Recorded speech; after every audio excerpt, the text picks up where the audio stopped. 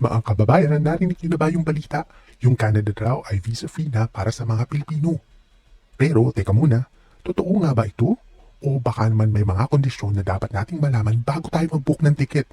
Samahan niyo ako at bubuksan natin lahat ng detalye tungkol sa bagong patakaran ng Canada para sa mga Pinoy travelers.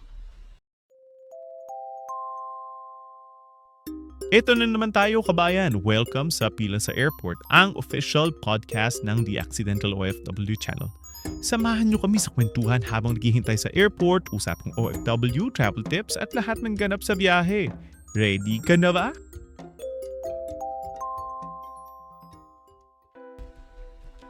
Yung Canada ay nag-anunsyo na mas madaling paraan para makapasok ang mga Filipino. Ito yung bahagi ng Electronic Travel Authorization or ETA program. Kung dati ay kailangan mong mag-apply ng visitor visa na mahal at saka matagal yung proseso, ngayon, mas mabilis at mas mura na yung option. Yung ETA na nagkakahalaga lamang ng 7 Canadian dollars, mga 300 pesos, ay pwede mo itong makuha at mag-apply online. Pero sino muna yung mga pwede dito? Una, dapat meron kang hawak na Canadian Visitor Visa sa nakalipas na 10 taon. O kaya naman, meron kang valid US non-immigrant visa. Pangalawa, syempre dapat valid yung passport mo. Pangatlo, dapat ay by air travel yung pagpunta mo doon. Kung ikaw ay OFW na may US visa, malaking tulong ito. Pero kung first time traveler ka na walang visa history, kailangan mo pa ring mag-apply ng regular Canadian visa. Ano ba yung ETA? Yung ETA para itong digital permit. Ilalagay doon sa passport mo. Mag-a-apply ka online, magbabayad ka ng Canadian dollars, 7 Canadian dollars at kadalasan ma-approvebahan naman kaagad. Valid ito hanggang 5 years or hanggang sa expiration ng passport mo.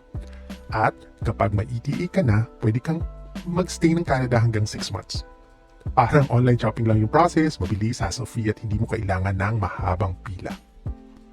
Pero wag po tayo magpadala sa hype.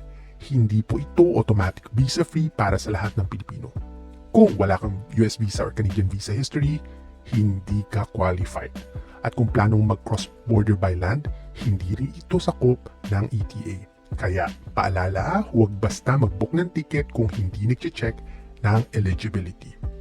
Ano-ano yung mga practical tips natin dito? Unang-una, i-check mo kung eligible ka. Pangalawa, dapat valid yung passport mo. Pangatlo, mag-apply ka ng ETA online bago ka bumili ng air ticket. Pang-apat, i-print mo or i-save mo yung confirmation ng ETA mo para sigurado. At kung first-time traveler ka, magandang idea na mag-apply ka muna ng US visa para ma-unlock mo yung potential papunta ng Canada. Kilalang kilala yung Canada sa mga iconic destinations tulad ng Toronto, Vancouver at iba pang mga lugar. Pero bukod sa turismo, may mga opportunities din ng cultural exchange, pag-aaral at saka mga business visits. Imagine mo, 6 months kang pwedeng mag-explore ng Canada mula dun sa mga bundok sa Alberta hanggang sa multicultural vibes sa Toronto. So mga kababayan, yung Canada nagbubukas ng pinto pero hindi pa po ito para sa lahat. Kung pasok ka sa requirements, well, grab the opportunity. Kung hindi pa, huwag mawawalan ng pag-asa, magplano, mag-apply at siguraduhin na handa yung sarili mo bago ka bumiyahe. Tamang impormasyon, susi siya ng hassle-free travel. At kung gusto nyo pa ng ganitong mga updates, huwag makalimutan mag-subscribe at i-share sa mga friends nyo yung channel natin.